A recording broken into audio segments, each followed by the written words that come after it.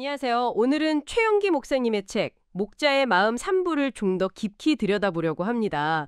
보내주신 자료를 보니까요. 이 책 내용을 설명한 유튜브 영상인데 특히 가정교회 모델이 실제로 어떻게 운영되는지에 초점이 맞춰져 있더라고요. 네, 맞습니다. 그래서 이번 시간에는 가정교회의 핵심 원리가 뭔지, 또 어떻게 운영되는지, 그리고 이게 신앙 성장에는 어떤 의미가 있는지 좀 명확하게 알아보는 게 목표입니다. 자, 그럼 한번 시작해 볼까요? 네, 이 책에서 가정교회 운영의 가장 기본으로 제시하는 게 바로 삼축과 사기둥이라는 개념이에요. 아, 삼축과 사기둥이요? 네, 이걸 컴퓨터의 하드웨어와 소프트웨어에 비유를 하는데요. 이게 참 재밌는 비유 같아요. 흥미롭네요.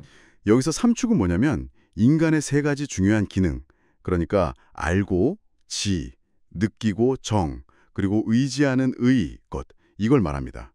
책에서는 이게 원래 하나님의 속성이고 또 사람은 하나님의 형상대로 지어졌으니까 이 세 가지 기능이 균형 있게 성장하는 게 아주 중요하다고 강조해요. 아, 그렇군요.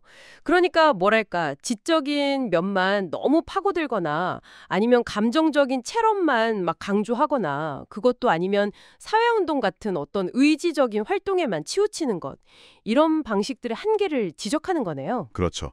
예를 들면 대학생 선교단체는 지적인 면, 부흥 집회는 감정적인 면, 사회운동은 의지적인 면, 이렇게 좀 치우칠 수 있는데 네네. 가정교회 모델은 이 세 가지를 의도적으로 균형 있게 만족시켜서 온전한 회심, 그리고 또 지속적인 영적 성장을 가능하게 한다. 이게 핵심 주장인 거죠. 와, 정말 중요한 포인트 같습니다. 그럼 이 균형을 실제로 이루기 위해서 구체적으로 어떤 활동들을 하는 건가요? 크게 세 가지 활동이 제시되는데요.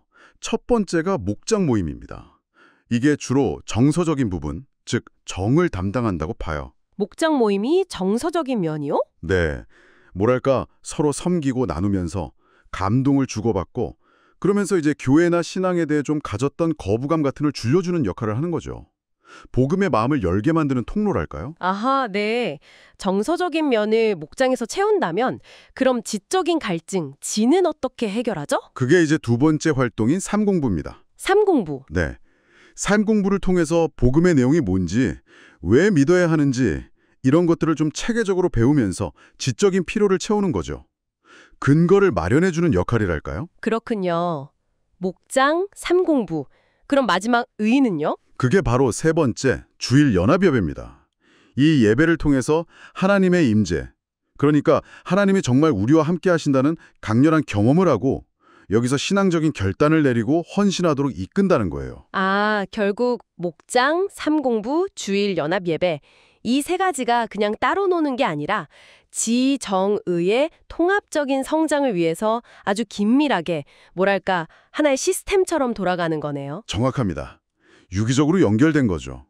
책에서 특히 재미있는 목장을 되게 강조하는데요. 재미있는 목장이요? 네, 근데 그 재미의 핵심이 그냥 매주 모여서 밥 먹고 노는 게 아니고요.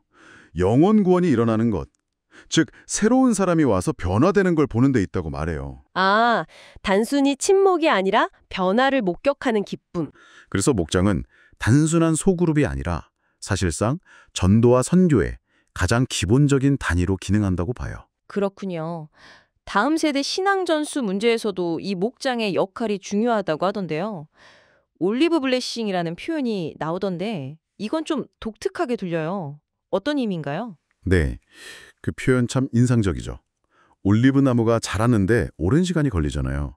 그것처럼 인내심을 가지고 자녀들을 신앙 안에서 양육한다는 의미를 담고 있어요. 핵심은 부모와 자녀가 그냥 집에서만이 아니라 이 목장이라는 신앙 공동체 안에서 함께 신앙을 나누고 배우는 거예요. 함께요? 네. 그래서 아이들을 그냥 우리의 이렇게만 보는 게 아니라 목장의 동등한 구성원, 책에서는 목원이라고 표현하는데요. 그렇게 여겨야 한다는 관점의 전환을 이야기합니다. 와, 시각 자체가 다르네요. 아이들이 목장 활동을 통해서 부모님이 실제로 신앙생활하는 모습을 보고 배우고 또 같이 예배하고 더불어 사는 법이나 감사 표현 같은 관계적인 가치들도 자연스럽게 익힐 수 있다는 거군요. 맞습니다. 그래서 책에서는 심지어 공부에 방해된다고 목장 모임 못 가게 하는 건 오히려 자녀의 어떤 전인적인 성장에 해가 될 수도 있다. 이렇게까지 좀 강하게 이야기해요. 정말 중요한 지적인 것 같습니다. 그럼 주일 연합 예배에 대해서도 조금만 더 이야기 나눠볼까요? 아까 그냥 형식적인 의식이 아니라 하나님의 임재 경험을 강조한다고 하셨는데 이걸 위해서 구체적으로 뭐가 필요하다고 하나요? 일단 예배를 인도하는 사람부터 중요합니다. 스스로가 먼저 온전한 예배자의 자세를 가져야 한다고 강조합니다. 인도자부터요? 네, 그냥 기술적으로 잘 인도하는 걸 넘어서서 정말 기도하는 마음으로 또 하나님의 뜻대로 살려고 노력하는 삶이 따라와야 진짜 임재를 경험할 수 있다는 거죠. 그리고 설교에 대해서도 이야기하는데요. 이게 그냥 지식 전달이나 선포가 아니라 듣는 사람들의 삶에 실제적인 변화를 가져오는 설득이 되어야 한다고 말해요. 설득이요. 네, 그래서 구체적으로 뭘 어떻게 해야 할지 그 적용점까지 명확하게 제시해야 한다고 주장합니다. 여기서 또 흥미로운 게 목장이 그런 설교 말씀을 듣고 바로 세상에 나가서 적용하기 전에 한번 연습해보고 나눠볼 수 있는 그런 뭐랄까 완충지대 역할을 한다는 설명이었어요. 네네. 완충지대. 그래서 주일이 막 에너지를 다 쏟고 지치는 날이 아니라 오히려 공동체 안에서 힘을 얻고 재충전 받는 날이 된다. 이렇게 표현하더라고요. 이게 그냥 수동적으로 예배만 드리는 신앙이 아니라 공동체 안에서 능동적으로 뭔가를 실천하는 걸 강조하는 것 같아요. 정확하게 보셨습니다. 오늘 저희가 살펴보니 최영기 목사의 가정교회 모델은 결국 인간의 전인격적인 영역, 즉 지, 정, 의의 균형 잡힌 성장을 목표로 하는 거죠. 그리고 이를 위해서 목장 모임, 삼공부, 주일 연합 예배라는 이 세 가지 축이 아주 유기적으로 작동하고요. 그 안에서 섬김이라든지 변화의 경험, 다음 세대 양육, 그리고 삶을 실제로 움직이는 예배와 설교, 이런 것들을 핵심 가치로 삼고 있다고 볼 수 있습니다. 네, 단순한 어떤 시스템이나 프로그램을 넘어서 신약 성서에 나타난 초대교회의 정신을 오늘날 다시 살려내려는 시도다. 이렇게 정리할 수 있겠네요. 그렇죠.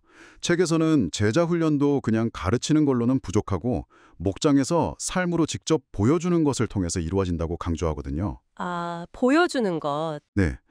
그래서 마지막으로 이런 질문을 한번 던져보고 싶습니다. 여러분의 배움이나 성장의 여정 속에서 단순히 설명을 듣는 것을 넘어서서 어떤 원칙이나 가치가 실제 삶에서 구현되는 것을 목격하는 경험, 그게 얼마나 중요했나요? 그리고 그런 경험은 주로 어디서 찾으셨나요? 한 번쯤 각자 생각해 볼 만한 질문인 것 같습니다.